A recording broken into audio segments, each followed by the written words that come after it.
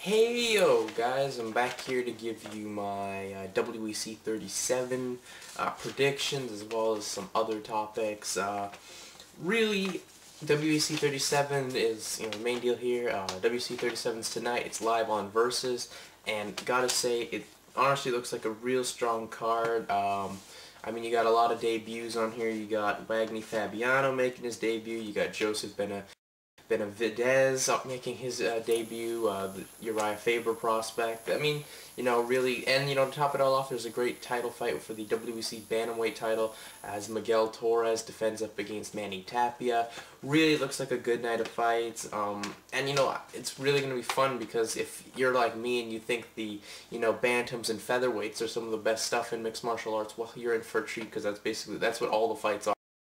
And it makes me just happy that the WEC has banished the middleweights and light heavyweights over to the UFC, as most of those fights would have taken up some of these great fights, especially the Brian Bowles versus Will Riberio fight, which I think could be fight of the night for sure. Anyways, just let's get to the predictions here. The first fight is Joseph Benavidez versus Danny Martinez. Really, this fight's going to be extremely fun. Joseph Benavidez making his WEC debut. He's, a Uriah Faber prospect. He's basically just kind of like Faber with, great wrestling and slick submissions. He kind of got some notoriety this past summer when he competed on the Dream 5 event when he submitted June Kudo. So he's getting some recognition there. I think he's in here for, his opponent is no joke in himself, and Danny Martinez, who, he's a veteran of the sport. I mean, he's got a record of 12-2. He comes, he's fighting out of basically Arizona promotions. He fought with Rage in the Cage and Total Combat. And he's been he was over here in Montreal at a TKO event where he's supposed to take on, one of TKO's top fighters, Mark the Machine Hominick, in a fight where he's supposed to be a jobber and basically lose. Well, he pushed Mark the Machine Hominick to the limits when he was fighting a weight class up, and he took him to the limit. He lost via decision, but still took him to the limit here. As much as I think Martinez could possibly get the win, I don't see that happening. I see Benavidez coming out, imposing and probably getting a submission probably midway through the second round, and that's how I see this one going down. The next fight is another debut. The former IFL Featherweight champion in Wagnney Fabiano's taking on, a pretty unknown fighter in Akitoshi Tamura, who's spent a lot of time with the Shudo promotion in Japan.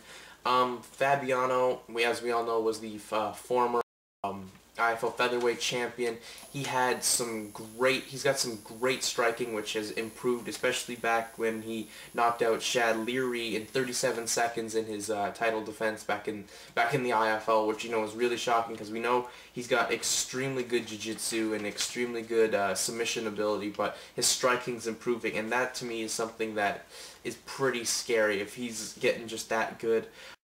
I think he's going to be a real contender in the featherweight division if he keeps improving on that. And still, he's going up here against Akitoshi Tamura, who, he's also no slouch himself. In the Shudo promotion in Japan, he's already gotten a victory over the guy who currently just regained the Shudo Featherweight Championship in Inoue.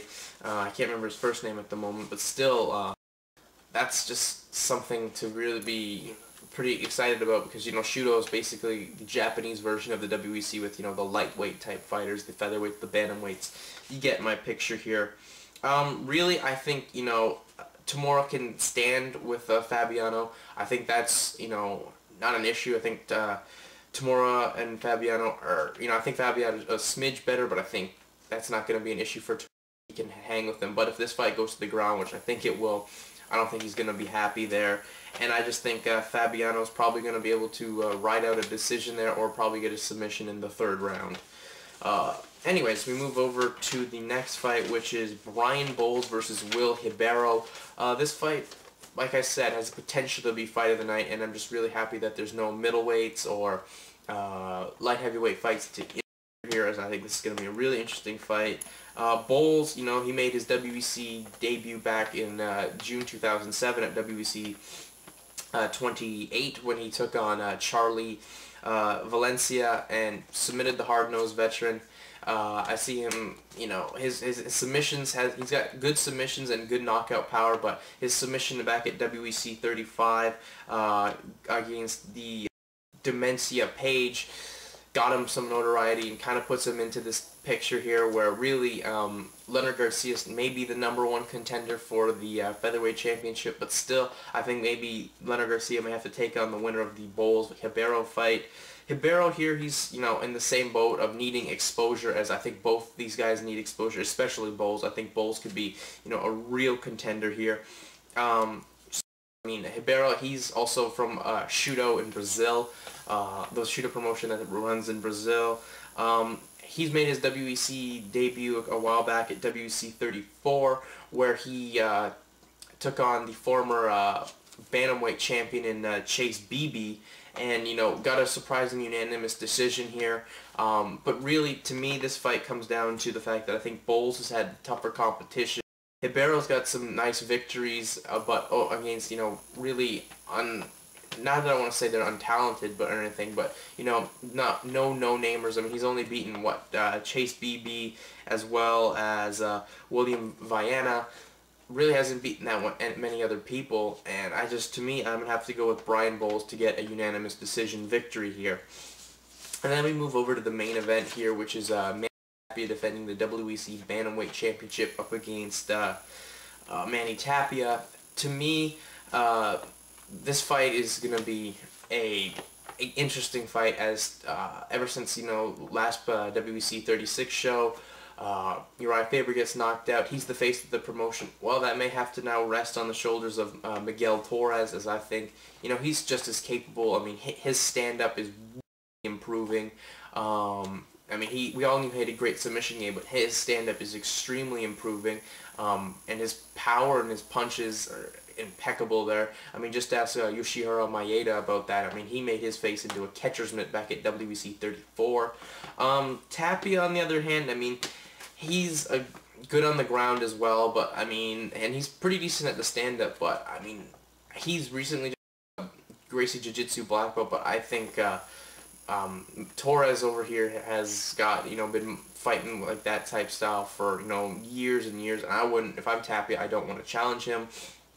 Tapia was actually supposed to take on Miguel Torres back at WC 34 before Maeda stepped in, but, you know, he had an injury, and to me, his last performance at WEC 32 wasn't anything to write home about. I mean, it was a lackluster performance, and to me, that kind of scares me, and I'm going to have to say that I think, you know, maybe Tapia, if he could possibly, you know, just go for some, you know, come in, move out, get some shots, separate himself. Maybe he can probably he'll get some takedowns on Torres there, but then, you know, I wouldn't want to stay on the ground to risk, you know, being submitted, because I think Torres can get a submission out of anywhere and not that he's, you know, amazing at the ground yet, but still I think, you know, how great he is at how good he is he's pretty solid, can get you a submission out of nowhere, so I wouldn't do that. I'd just, you know, get some takedowns, just at least trying to control the pace, and just pick your spots, basically.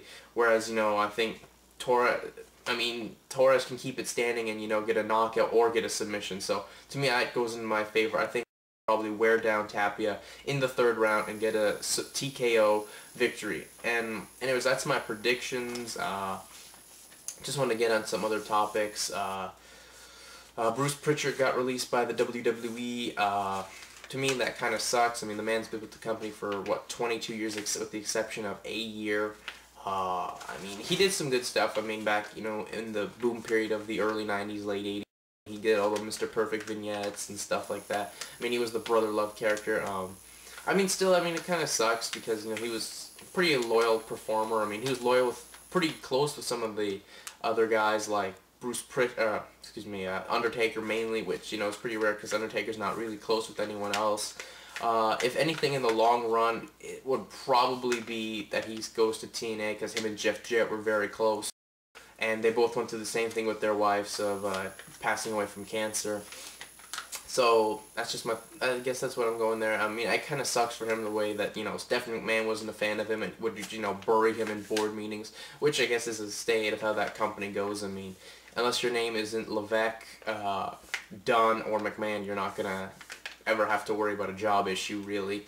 That's how I see it there, and, it does suck that, he got buried that way, and he did, in a way, kind of do it to himself when he tried to cut down the lack of work that he wanted to do.